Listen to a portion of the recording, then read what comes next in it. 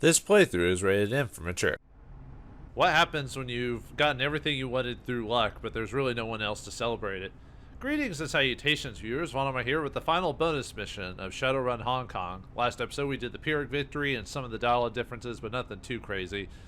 Here we're going to show off what happens when you do the ending, but you get you kill Duncan, Isabel, and Gobbet. So this campaign overall, there is some minor differences in dialogue, but it's more minor stuff that you had to have clicked on in certain references to get it. If not, you could probably skip over the whole fact that you even killed them off in the first place. I think Angie Chang mentioned something about killing Duncan if you mentioned not liking working with cops, stuff like that.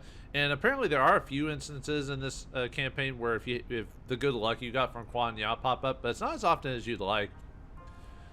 It was the generator for this final mission. The lights go off automatically, so you don't have to find the generator because of the luck, but it doesn't.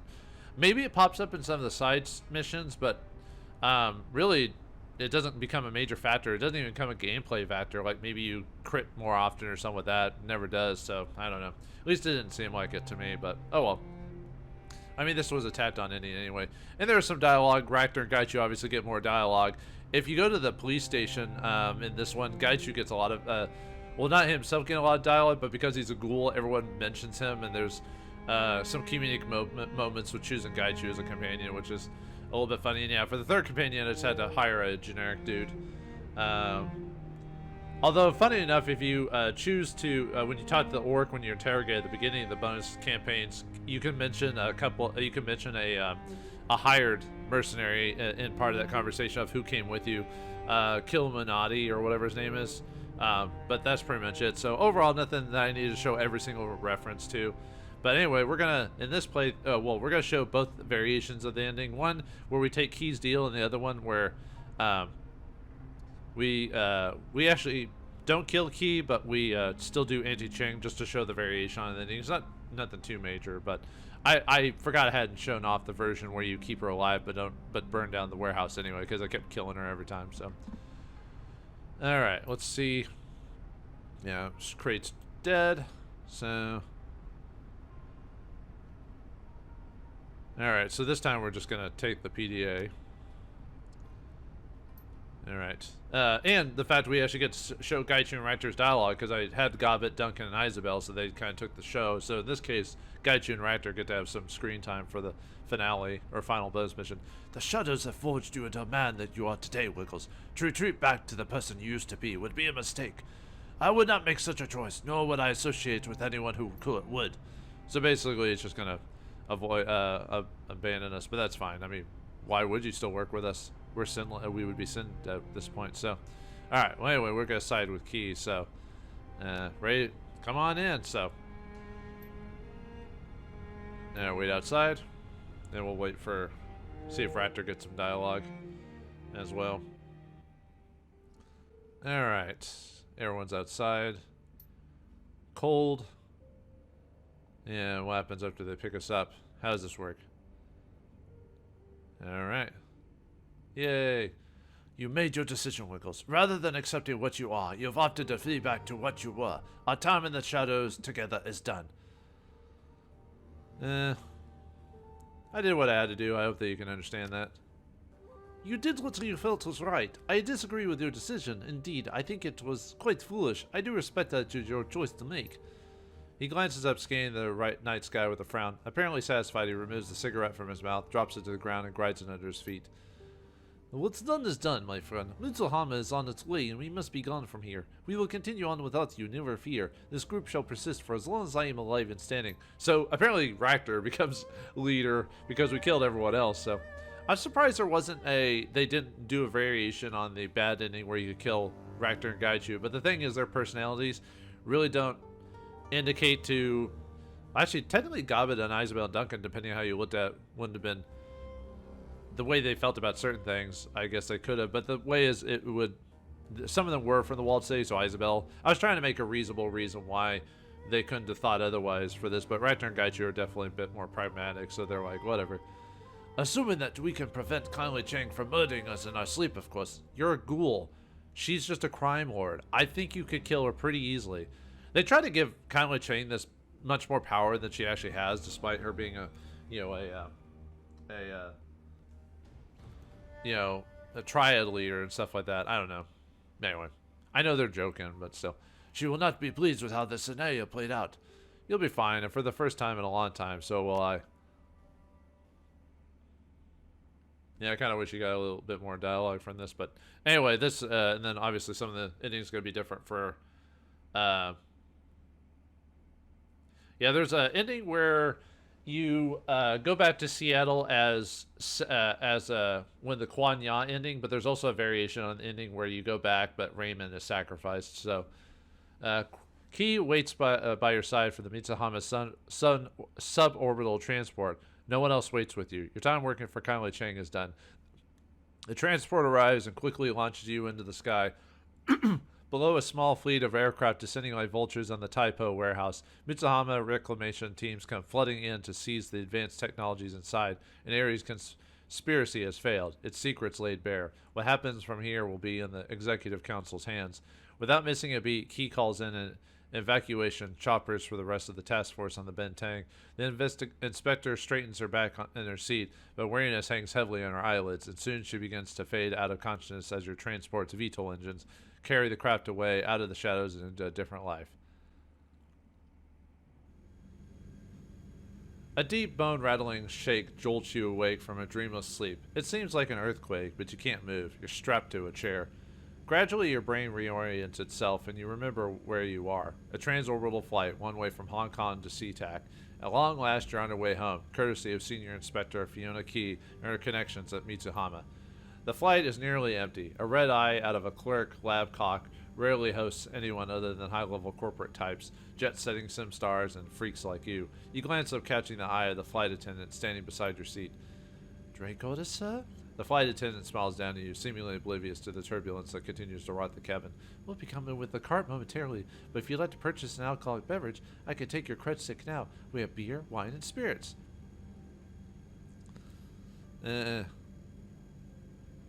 What would it cost me to buy a drink for every man and woman on this flight? Her eyes widen. "I don't know. No one's ever asked me that before." Take a guess. "Well, it's a pretty empty flight. Red eyes like this usually are. I'd accept maybe 500 new yen." Wow, that's kind of chump change when you think about it. "Place the order. Let's make it happen. I'm in a celebrating mood." She beams at you. "You're a very generous man. I'll head back and let Timmy know. He should be with the cart in a jiff." "I am just a nice guy." I'm a nice guy. You glance at your cred stick. The number on the readout is 500 new yen higher than it was when you handed it to the flight attendant. You can distantly remember a time when strokes of luck like this weren't routine, when a sudden windfall might have excited or surprised you. Those days are long past. You lean back and stretch your legs. It'd be nice if someone you cared about were still alive to share this moment with you, but everyone you've ever met, that description is gone. Yep. There's a variation on this if you're with Duncan, but Raymond dies, but it's only a variation on the dialogue, and obviously you don't get the call from him, so it's not worth really showing off, at least not in my personal opinion. But Duncan, Raymond, Gobbett, and Isabel, all dead. Your last living connections are back in Hong Kong, receding into the distance as your flight speeds you back to Seattle. You are, in a very real way, alone. Still, you feel confident that good things are on the horizon. By the time you've touched down in Seattle, something positive will have landed in your lap. Kuan Ye's blessing, tugging the strings of fate to grant you a charmed life, and your life will remain charmed for years to come, until your luck eventually runs out. The cabin shudders again, more turbulence. You're probably the only person on the flight who isn't nervous. You know for a fact that the plane won't go down, or if it does, that crash will somehow work to your benefit. You close your eyes again. You've come full circle. You're finally going home. Yeah, kind of messed up where you get all this luck, but apparently you have to lose all your loved ones to get it, you know. Well, loved ones, depending on how you view them, if they've had to kill them, so. Seattle feels strange after so much time away. It feels like home, but it's curiously foreign at the same time. Everyone you knew in the city is gone, either through violence or by simply disappearing into the shadows. Almost as soon as you arrive, however, things start going your way. A lucky combination of circumstances find you firmly ensconced in a luxury suite with a huge cash advance and a nice cushy job to keep you occupied. Even after that job ends, your skills are always in demand. No matter where you go, people who need your help find you. You rapidly find yourself with more money than you know how to spend, and more respect than you've ever known before. Wealth and power flow to you like a river to the sea. It might be a lonely way to live were it not for all the people who got out of their way to become your friends. The world turns, seasons change, and life moves on. In the following months, Ares Macro Technology takes over the contract for HKPF from Itsuhama. The Tolo Harbor complex is completed, and a new heavily militarized police force walks the street of Hong Kong. Little changes in the lives of the common people, however. The feud between the Red Dragon Association and the Yellow Lotus erupts into a full-scale gang war in the early 2060s, resulting in the total destruction of the Yellow Lotus. The Triad's traditions live on only in the Seattle Metroplex, a pale shadow of their former glory. For you, all that matters are comfort and prosperity, and those you have in spades. No matter how close Lone Star or your enemies are to catching you, you always slip away at the last minute. Untouchable, unchallenged, life is good. Almost good enough to let you forget about the dreams of teeth and blood that haunt your sleep. You'd sometimes hear a voice in those dreams, deep and sibilant, all at once, reminding you how little time you have left before your luck runs out. The end. Alright. Yeah, pretty haunting, for sacrificing everyone just to get your luck, but it was only for like 15 years. And 15 years can go by in a flash, depending on how you view it, so...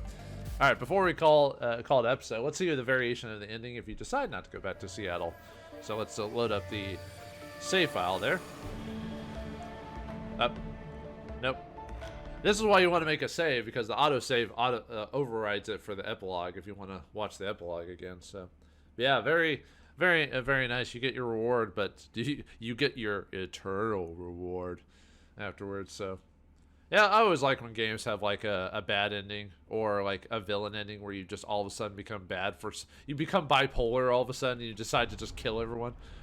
Some games are weird like that. Some don't really set that up.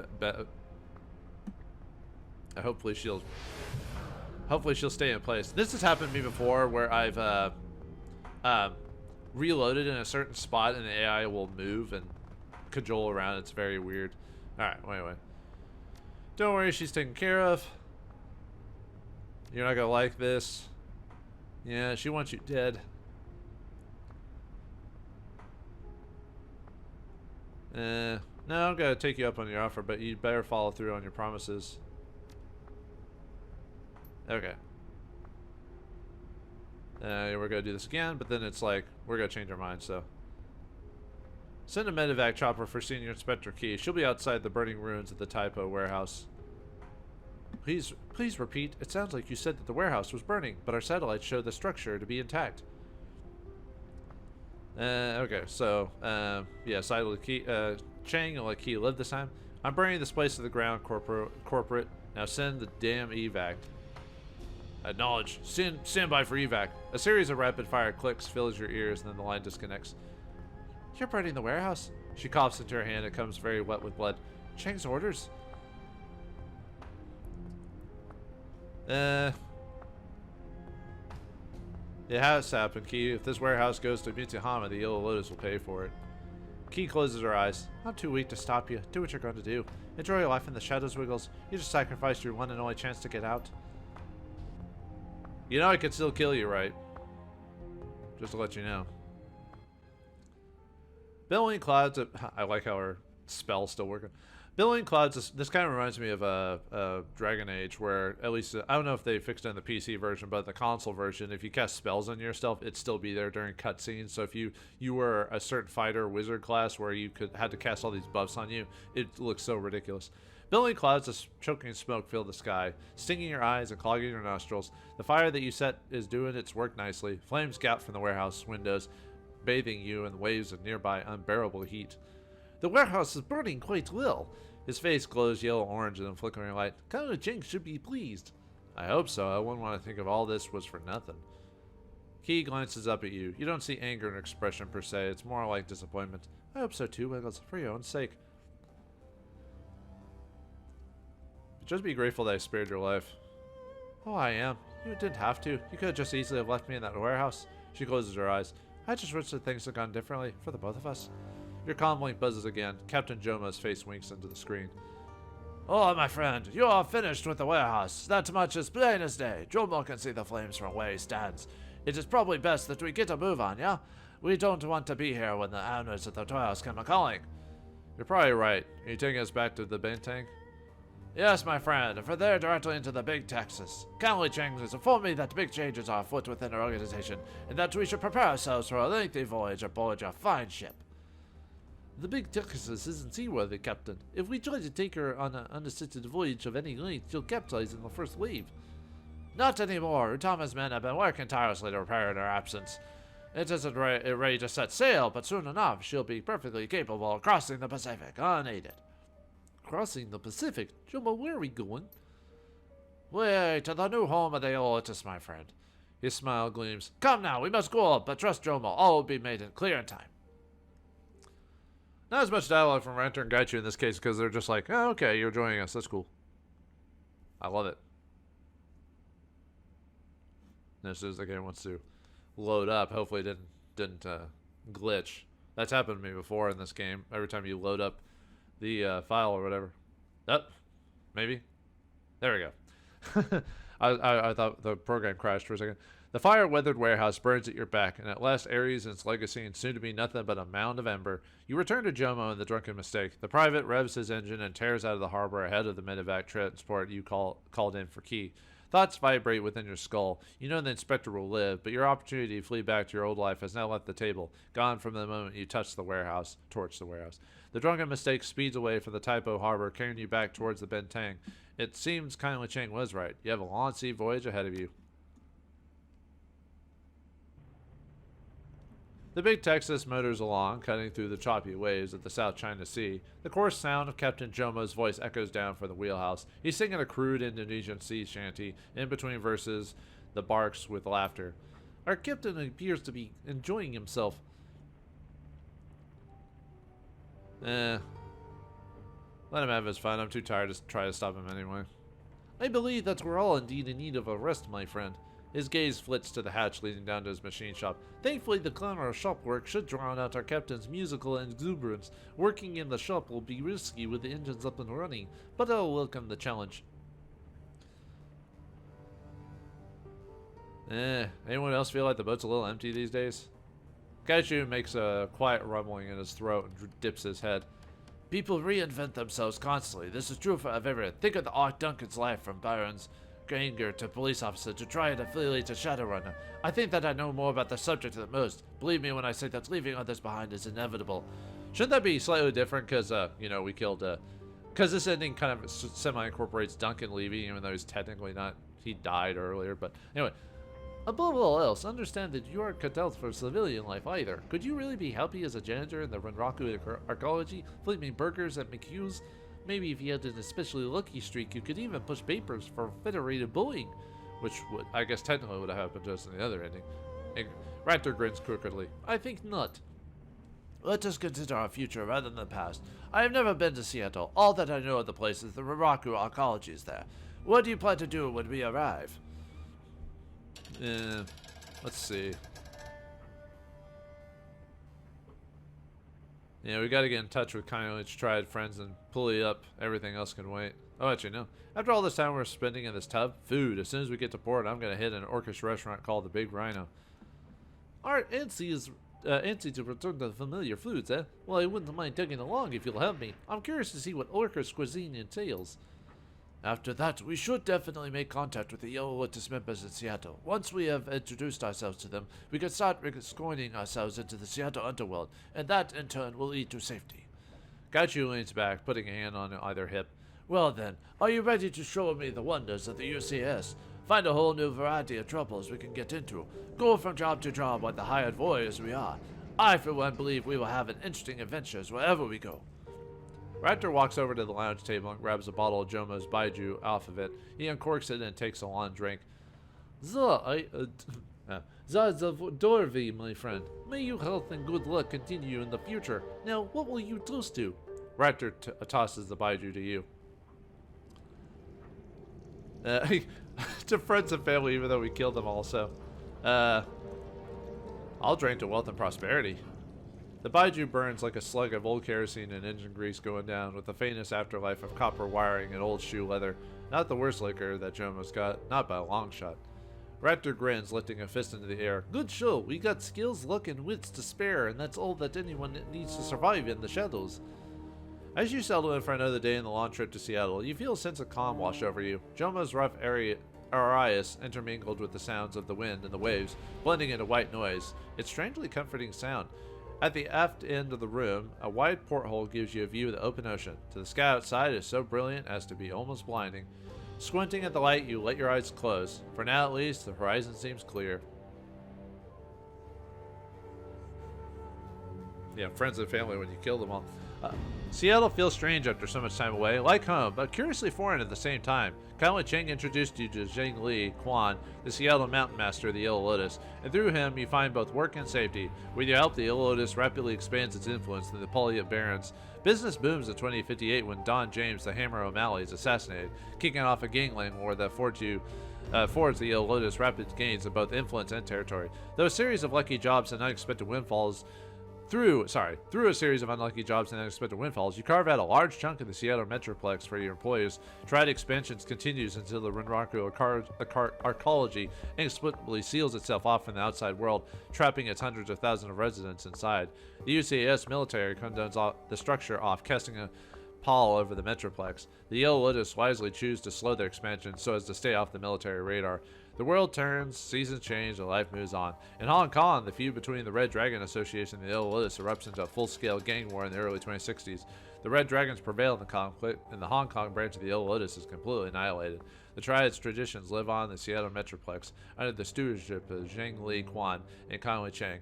Ares Macro Technology also takes the contract for the HKPF for the Mitsuhama, but you scarcely care by that point. Your life is in Seattle, half a world away. For you, all that matters are comfort and prosperity, those you have in spades. No matter how close your enemies are to catching you, you always slip by the way at the last minute. Untouchable, unchallenged, life is good. Almost good enough to let you forget about the dreams of teeth that haunt your sleep. You sometimes hear a voice in the dreams, deep and sublime, all at once, reminding you of how little time you have left before your luck runs out. The end. So that's it for Shadowrun Hong Kong. I've done everything I can. I haven't showed off all the achievements, though. There are a couple of comment achievements I missed. Like, there's one where you can turn on the commentary for the whole game. There's also one where you die at the very first mission. When you first start the game, you have to die at that to get an achievement. There's an achievement you get for killing Gaichu early. I'm trying to remember. I think there's like one other story one I missed. And then the other one was like having an auto reloader cyberware, having it do that 10 times, I think. And then there's one where you kill people with a cyberware weapon. But other than that, I showed off most of the other achievements you can get in this game. So overall, a good game.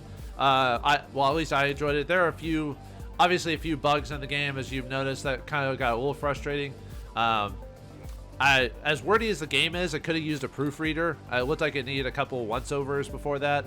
Also, weirdly, as wordy as it is, it kind of seemed to drop the ball when it came to expanding certain character interactions. You know, like kind of like the side characters don't get as much dialogue when you really think about it. Duncan not reacting to certain decisions, especially at the end of the game when it involves Duncan. It's kind of weird, or involves Raymond, which is kind of weird. I think after playing all three games again, I think Dragonfall might actually now be my favorite. Despite, I think I like this one because of how wordy it was and it had Gobbet in it and stuff like that. But after a while, I think the Dragonfall story flows a little bit better than this one. And I think I like a few more characters in this one. In this game, there's a few characters I don't like or find annoying, like Isabel and Kylie Chang, kind of annoy me. So, they're not annoying in they're just these types of characters type of way. They're annoying as in I just don't like their personalities in it, because you can write a character that's kind of a hard ass or a jerk or mean or whatever, but they're still likable in this sort of way. Kylie Chang is not like that, and Isabel is so hypocritical. It's kind of sickening at times. But I did like Gobbet, and Duncan's kind of fun to mess with, you know. And the fact you got Ractor, who's a psychopath on your team, and Gaichu, a ghoul, kind of makes up for some of that stuff. But yeah, overall the series is great. I'm glad I played it again. The only reason I replayed it, recorded it and replayed it is because they re-released the games on PC and other consoles like last year or something like that, so it gave me a reason to come back and play them again. Unfortunately, we'll never see any more of them, at least not from this company. It'll be done by, I think Microsoft technically owns it, so if we ever see anything more, it'll be from them, but I really doubt it. It's not like people are jumping at the bits to make Shadowrun games, you know, which is sad.